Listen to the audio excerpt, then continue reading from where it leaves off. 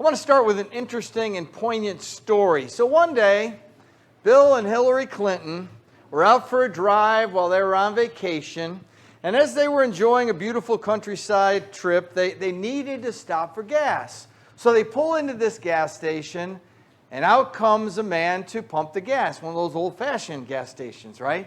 So out comes this man, and Hillary suddenly jumps out of the car, and she says, "Charlie, is that you? Is that really you?" And she gives him a hug, and they start talking, and they talk, and they talk. And then finally, after he's pumped the gas and they hugged again, she gets in the car, and Bill goes, "Who was that?" And she said, "That's Charlie. I've told you about Charlie. We dated a long time ago, and we almost got married." And Bill says to her, he says, "Well, you know, if you'd married him, today you'd be the wife of a gas station attendant rather than the wife of a former president of the United States." And Hillary said, "No, if I'd married him, he'd be the former president of the United States, and you'd be a gas station attendant." So the question is, who had more influence on the other, right? Yeah, sometimes you wonder. The lesson I want us to learn today is that all of us have influence. All of us have influence on others. One person wrote, there have been meetings of only a moment which have left impressions for life, for eternity. No one can understand that mysterious thing we call influence, yet every one of us continually asserts influence, either to heal, to bless, to leave marks of beauty, or to wound, to hurt, to poison, to stain other lives. Popular speaker and writer John Maxwell said, "Sociologists tell us that even the most introverted person will influence 10,000 other people during their lifetime." Think about that. Let that settle in for a minute. Even the most introverted of us still has a profound influence and will touch the lives of 10,000 people during our lifetimes. For the last 2 weeks, we've been looking at the Beatitudes, and I've talked how there's this amazing portrait that Jesus painted of what a Christian servant should look like. And I've tried to show that these Beatitudes describe the essential character traits that servants of Jesus should develop in order to have an impact on the world. Now, in the Sermon on the Mount, right after the Beatitudes, Jesus then goes into this description of these two metaphors in order to describe the influence for good that his disciples are supposed to have on the world. Disciples of Jesus, servants of God, can influence the world because they are salt and light. So to define the nature of our influence, Jesus resorted to these two simple domestic metaphors. Every home in Jesus' day depended upon these two simple things, salt and light. And now here we are 2,000 some years later, and still we need salt and light, and we all use them regularly, right? Salt and light are indispensable household commodities. Pliny, the elder of the first century, had a saying, "Nothing is more useful than salt and sunshine." Nothing is more useful than salt and sunshine. The need for light's obvious. But salt, on the other hand, had a variety of uses. It was both a seasoning. We all like some salt on some things, right? Potato chips, maybe our French fries, right? We all like a little salt on our vegetables, right? A seasoning, but it's also a preservative. In today's lesson, I'll focus more on the preservative aspect that we are salt as opposed to the seasoning. But I think there is some purpose there as well, but we'll save that for another time. The basic truth that lies behind these two metaphors is, and is common to both of them, is that the church and the world are two distinct communities. Jesus said that there is the earth and there is you.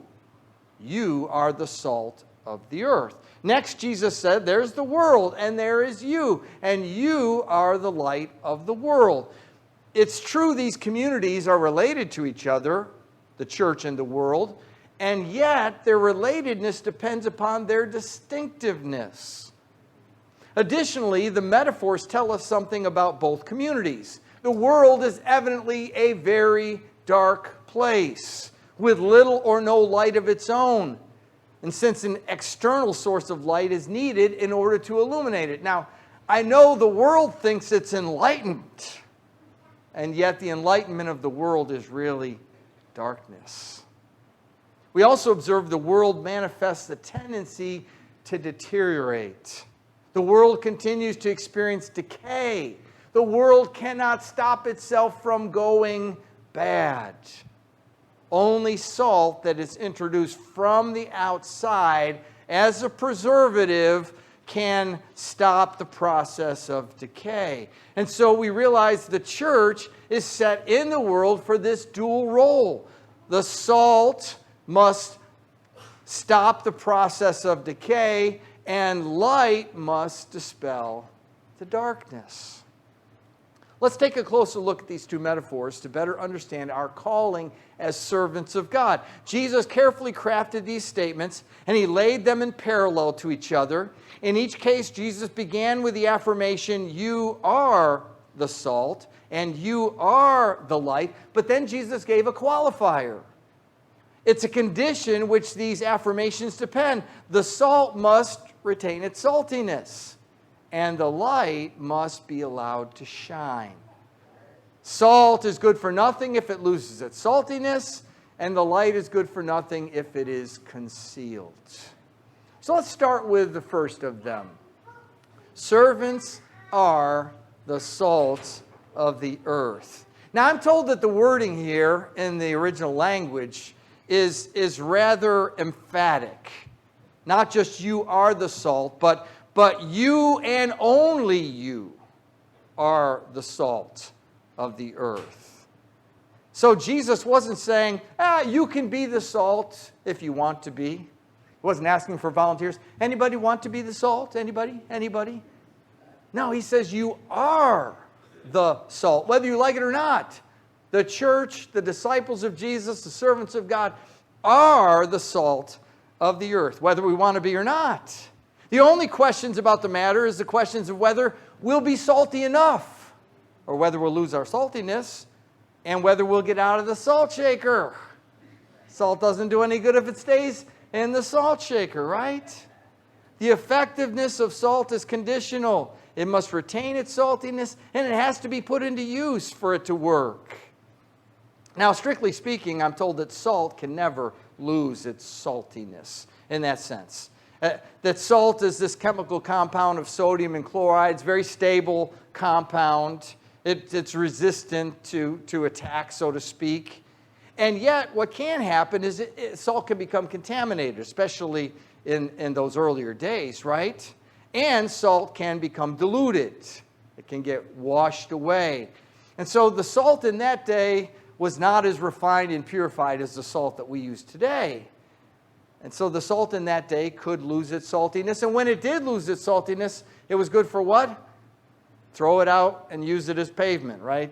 Mulch on the pathway kind of thing, right? And that's what they did. Jesus wants us to be salty servants. Now, when I say that, you might think, oh, that's a bad thing, right? We talk about some people being salty, and that means they're kind of off color or harsh. That's not the kind of saltiness we're talking about here. Our saltiness is the Christian character that's been depicted in the Beatitudes, and the Christian character that follows the Beatitudes and the rest of the Sermon on the Mount.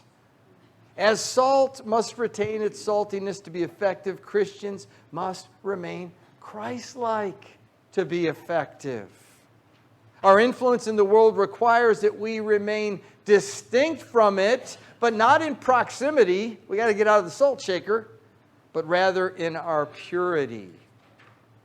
Martin Lloyd-Jones emphasized this fact when he said, "The glory of the gospel is that when the church is absolutely different from the world, she invariably attracts it. It's then that the world is made to listen to her message, though it may hate it at first. All right, let's move on to the second of those. Servants are salt of the earth. Servants are the light of the world. And Jesus introduced this metaphor the exact same way. You are the light of the world, with the same kind of emphatic thing. You and only you are the light of the world. And again, he's not asking for volunteers. Anybody want to be a light? He says you are a light. In John 8:12 and John 9:5, Jesus declared, I am the light of the world. And that's true. He is. He is the true light. And when he said, you are the light of the world, he's talking about his light shining through us. We have no light of our own. It's his light shining through us. We're like the moon. We don't have a light of our own. We simply reflect the light of the sun, the S-O-N, sun, right? As with the salt, this affirmation is followed by a condition. We must let our light shine. If salt can lose its saltiness, then the light can lose its brightness. It can become dim, or it can be concealed or hidden. Jesus doesn't want us to be this city down deep in the valley that nobody can see from anywhere. He wants us to be the city on the hill that can be seen from a distance. Jesus also said that he wants us to be the light that's up on the lampstand, not the light that's hidden under the bushel or the bowl. Now, the interesting thing about that is you say, what's going on there? Well, in ancient times, people didn't have electricity. They didn't have light switches, right? So they had lamps, little earthen lamps, and they would have oil in them with a wick and a flame, like our candles, you know. And when they would leave the house, they wouldn't blow out the lamp. They would take it off the lampstand, and they'd put it on the floor, and they'd cover it with a bowl, an earthen bowl. And what would that do? Well, that would reduce the flame, still have some oxygen in there, so it would still burn, but not as brightly. So it could safely still be burning. They wouldn't burn down the house, right?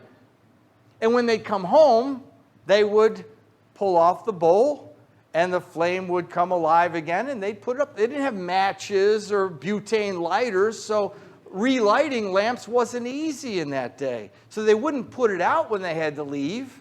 They would put it under the bowl. That makes more sense, right? So when they want light, you don't put it under the bowl. You only put it under the bowl to keep it from going out while you leave.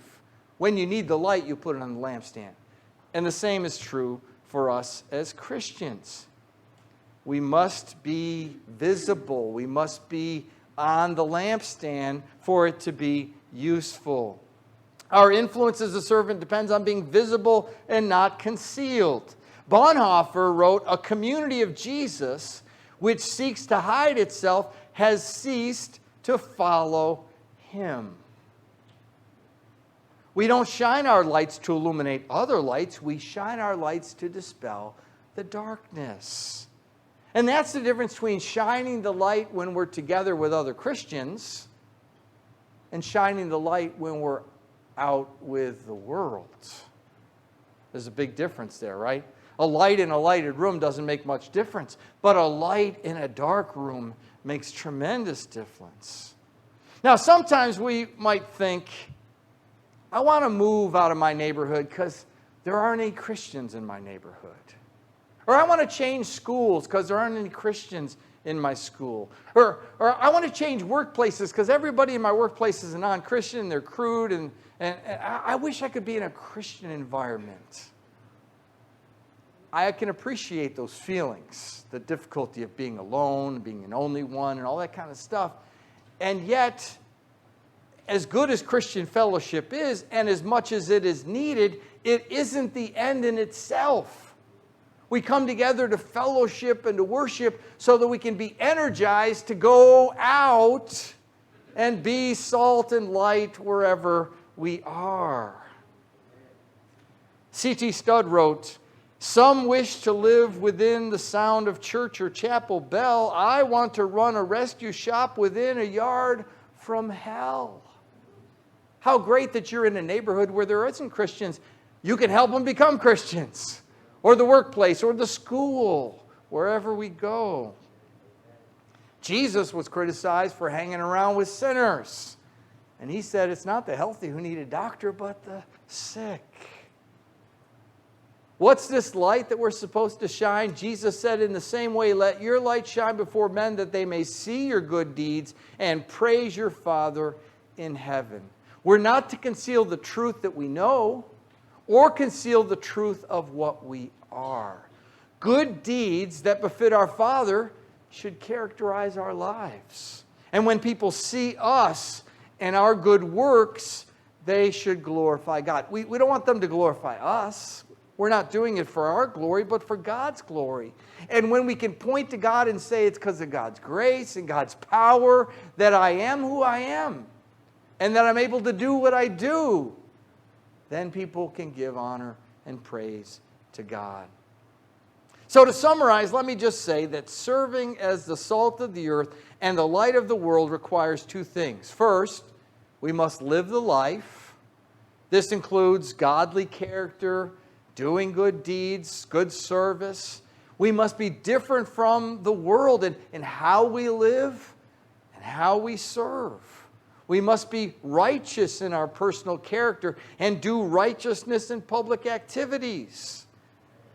We must not fail in either of these aspects of being light and being salt, living the life. The world needs us to live as salt and light. Secondly, though, we must speak the word. So we must live the life and speak the words. There's tremendous influence that comes from our character and our deeds, for sure, without a word being spoken. But our deeds and our character is bolstered by the words we speak when they are the right words, the words of God. Part of being salt and light includes speaking the truth in a world where there's not a lot of truth being spoken, right? If no one speaks the truth, how will the truth ever be heard? Oftentimes we Christians, we resign ourselves to just sit quietly by and let the world go the way the world's going to go. And yet if we don't speak up, if we don't show some sign of pointing in a different direction, how will there ever be a different direction, right? Where's the salt? One theologian said it this way. I thought this was interesting. To look at some Christians, one would think their ambition is to be the honeypot of the world. They sweeten and sugar the bitterness of life with an all too easy conception of a loving God. But Jesus didn't say, you are the honey of the world. He said, you are the salt of the earth. And salt bites. And the unadulterated message of judgment and grace of God has always been a biting thing. Very interesting. You're not the honeypot of the world, you're the salt of the world. But alongside this judgment of what is false and evil, which is some of what we need to point to as the truth, we also need to deliver the truth about what is good and the gospel and God's grace and mercy and love. The world is deteriorating. It needs salt. And the world is dark. It needs light. The world needs Jesus. But Jesus is seen through us. The world needs you and me to be salt and light. God wants to use you and me to make a difference. Will we let Him? Making a difference requires godly character, good deeds, and God-given truth. Those three things. Now, let me give you one word of caution. Both of these things, salt and light, they both have to be handled carefully, because too much salt kills and too much light blinds. You know that when you got a kid with a flashlight, right? pointing it in your eyes all the time, right? We want to show the path. We want to shine the light in the right direction. We don't want to blind people with it. So we have to be wise and gentle as we act as salt and light. We need God's wisdom to be able to give these things in the right kind of measured amounts and the right kinds of approaches so that the light isn't blinding and the salt isn't overpowering. But you might be thinking, well, other people can have an influence, but I can't have any influence. I'm really just a nobody. Well, let's take a little quiz for just a second. Humor me. Can you name 3 of the wealthiest people of the world? Maybe. Can you name the last 3 Heisman Trophy winners? How about the last 3 winners of the Miss America contest? Or how about 3 people who've won the Nobel Prize, the Pulitzer Prize, or an Academy Award? How are you doing on the quiz?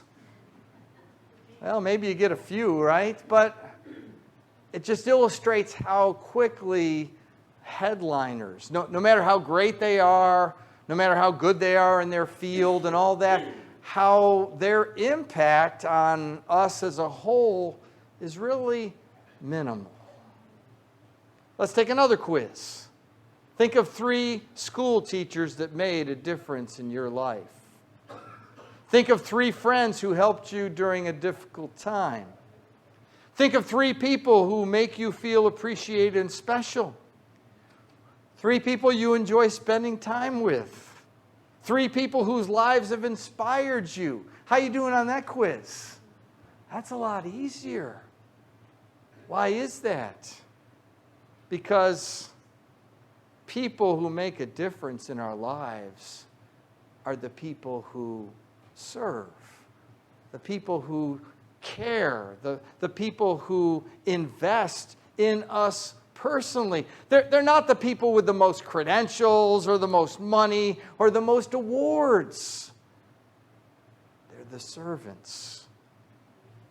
Now, sometimes these people serve deliberately and consciously, and sometimes they just serve because they're living for Christ and they're being salt and light. I want to end with a story called The Keeper of the Spring. Maybe you've heard this story, but it's a good illustration of what we're trying to say here. So once there was this quiet forest dweller who lived high above the Austrian village in the eastern slopes of the Alps. And the old gentleman had been hired many years earlier by the town council to clear away the debris from the pools of water up in the mountain crevices that feed the lovely spring flowing through their town. And so with faithful and silent regularity, he patrolled the hills, and he removed the trees and the branches, and he wiped away the silt that would otherwise choke and contaminate the fresh flow of water. And by, the village became a popular attraction for vacationers, and graceful swans floated through the crystal clear spring, and the mill wheels of the businesses turned day and night, and the farmlands were irrigated, and the view from the restaurants was picturesque. Years passed, and one evening the town council met for their semi-annual meeting. And as they reviewed the budget, one man's eye caught the salary figure being paid to the obscure keeper of the spring. And the council member said, "Who is this man? And why do we keep paying him year after year? No one ever sees him. For all we know, he isn't even doing us any good. Perhaps he's no longer necessary." By unanimous vote, they dispensed of the old man's services. Well, for several weeks, nothing seemed to change. Autumn came, and the trees began to shed their leaves, and the small branches snapped off and fell into the pools, beginning to hinder the flow of the sparkling water. A couple of days later, somebody noticed kind of a yellowish tint to the spring coming through the village. And a week later, a slimy film covered the water, and a foul odor was detected, and it was getting much darker, and the mill wheels moved slower, some ground to a halt. The swans disappeared, as well as the vacationers. The clammy fingers of disease and sickness reached deeply into the village. Quickly, the embarrassed council called for an emergency meeting. And realizing their gross error in judgment, they immediately hired back the old keeper of the spring. Within a few weeks, the veritable river of life began to clear up. And the wheels started to turn, and new life returned to the hamlet in the Alps once again. Fanciful as the story might be, it's not an idle tale. It carries with it a vivid, relevant analogy directly related to the times we live in. What the keeper of the spring meant to the village, Christian servants mean to the world. The preserving, taste-giving bite of salt mixed with the illuminating, hope-giving ray of light may seem feeble and needless, but God help any society that attempts to exist without them. You see, the village without the keeper of the spring is a perfect representation of the world system without salt and light of God's servants. As servants of God, you and I do have a great influence, and the world needs what we have to offer. And may we never forget that. And may we strive to be faithful servants of God, salt and light in the world. And even though the focus of this sermon and Jesus' teaching there in the Sermon on the Mount is about salt and light to the world, let me just make a final application to salt and light in the church. Just as we need keepers of the spring in the world, we also need keepers of the spring in the church family. We need elders and deacons to carry out their important roles with faithfulness and effectiveness. And some of their work is done behind the scenes, and some of it's done out in the open, leading the way. But serving in these roles is a big responsibility.